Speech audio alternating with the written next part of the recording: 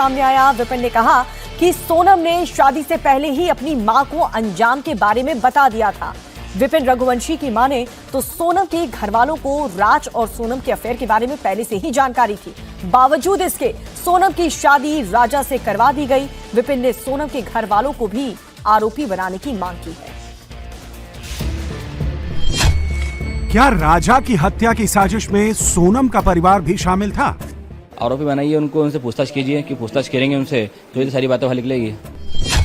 क्या सोनम की मां को राज और उसके अफेयर की जानकारी थी?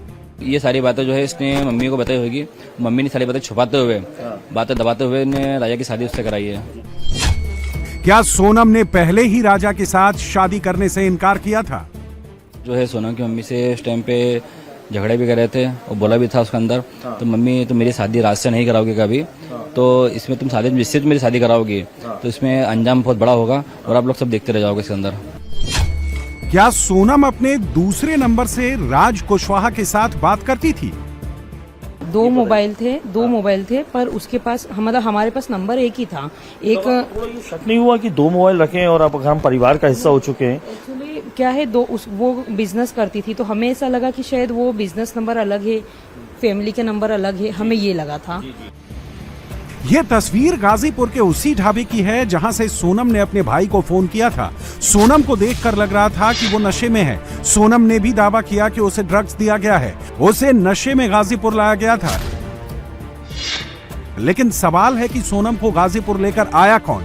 कहा जा रहा है कि सोनम जिस बस में आई उसमें उसके साथ दो लोग और थे। ऐसे में क्या राजा की मर्डर मिस्ट्री जितनी दिख रही है उससे भी बड़ी है? हत्या में शामिल किरदार 5 से अधिक हैं।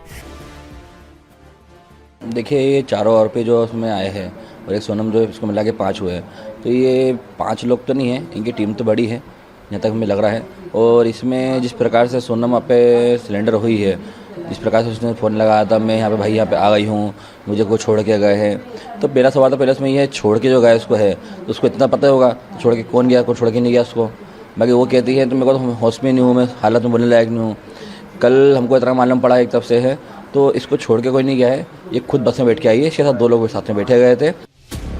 सवालों की लिस्ट लंबी है और मेघालय पुलिस इसी का जवाब तलाशने सोनम को शिलांग लेकर निकली है। गाजीपुर से सोनम पहले पटना पहुंची, उसके बाद उसे फ्लाइट से गुवाहाटी ले जाया जा रहा है। इसके बाद गुवाहाटी से शिलांग सोनम को सड़क के रास्ते ले जाया जाएगा। शिलांग पहुंचने के बाद सोनम का मेडिकल होगा, जिसके बाद उसे कोर्ट में पेश किया जाएगा। राजा रघुवंशी मर्डर केस में सोनम के अलावा 4 और आरोपी हैं। पुलिस ने चारों आरोपियों को गिरफ्तार कर लिया है। राजा मर्डर केस में चौथे आरोपी आनंद कुर्मी, जिसे सागर से गिरफ्तार किया गया था, उसे कोर्ट में पेश किया गया। कोर्ट ने आरोपी आनंद को 16 जून तक ट्रांजिट रिमांड में भेज दिया है। कल भी कोर्ट ने गिरफ्तार 3 आरोपियों को 7 दिन की ट्रांजिट रिमांड में भेजा था। ये ट्रांजिट रिमांड लिया है। कल भी 3 आरोपियों को 7 दिन का ट्रांजिट रिमांड मिला है और आज भी जो चौथा आरोपी है आनंद, उसका भी 7 दिन का ट्रांजिट रिमांड मिल चुका है 16 तारीख तक का।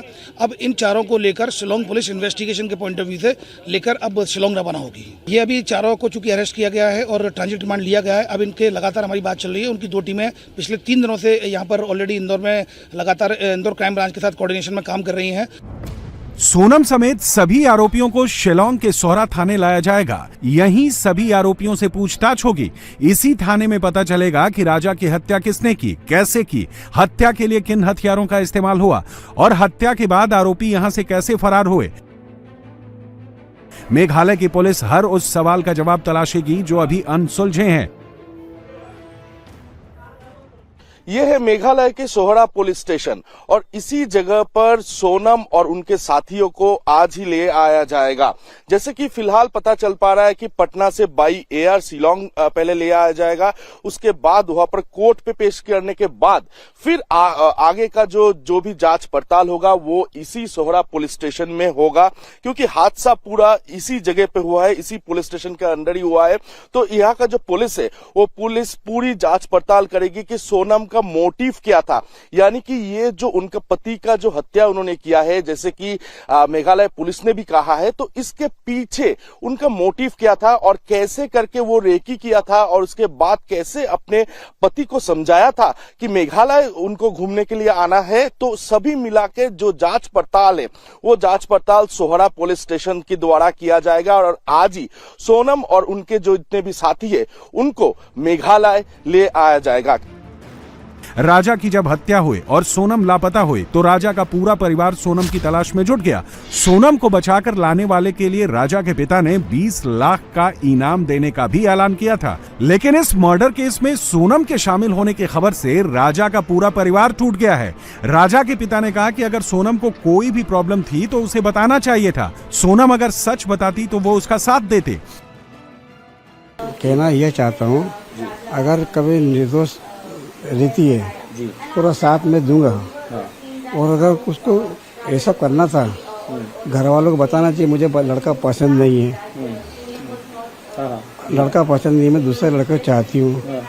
और जो मैंने अभी पेपर में देखा वो लड़का यहाँ पर भी आया उनके पिताजी के साथ में, जो जेल में अभी पकड़ा है, और मुक्तिधाम भी वही गया। तो इसमें कुछ तो कनेक्शन होगा। ये तो फिर आपने सोनम बताएगी कि सोनम बताएगी कि भाई मेरे साथ कौन कौन था, कौन नहीं था, मेरे दोस्त से गए थे कि कौन गया था।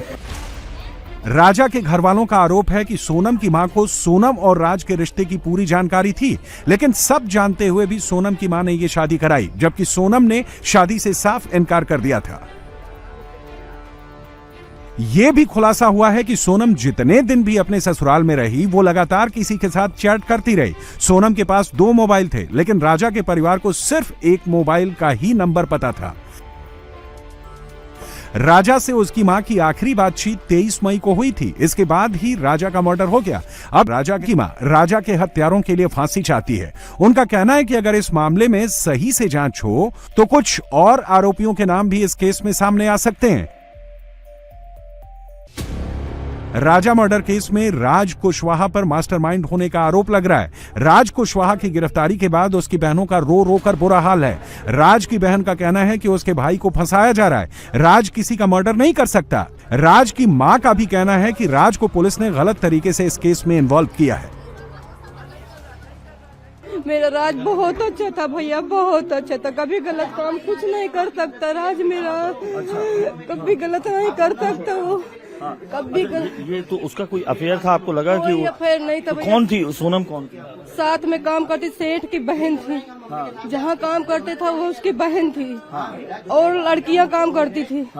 तो काम में कभी जैसे जरूरत पड़ती थी तो वो भी फोन लगाती थी, और भी लड़कियां फोन लगाती थी। नहीं अंकल, उसकी कोई वो कभी किसी लड़की से कोई ऐसी बातचीत नहीं थी। अच्छा, उम्र कितनी थी भैया? 20 साल। 5 साल बड़ी थी। फिर ये कैसे ये पुलिस कह रही है उनके दोस्त ये विक्की वगैरह को? पुलिस सब गलत बोल रही है, ऐसा ऐसा न्यूज में उसको दिखा रहे हैं, उसने इतना तो कुछ किया भी नहीं है अंकल।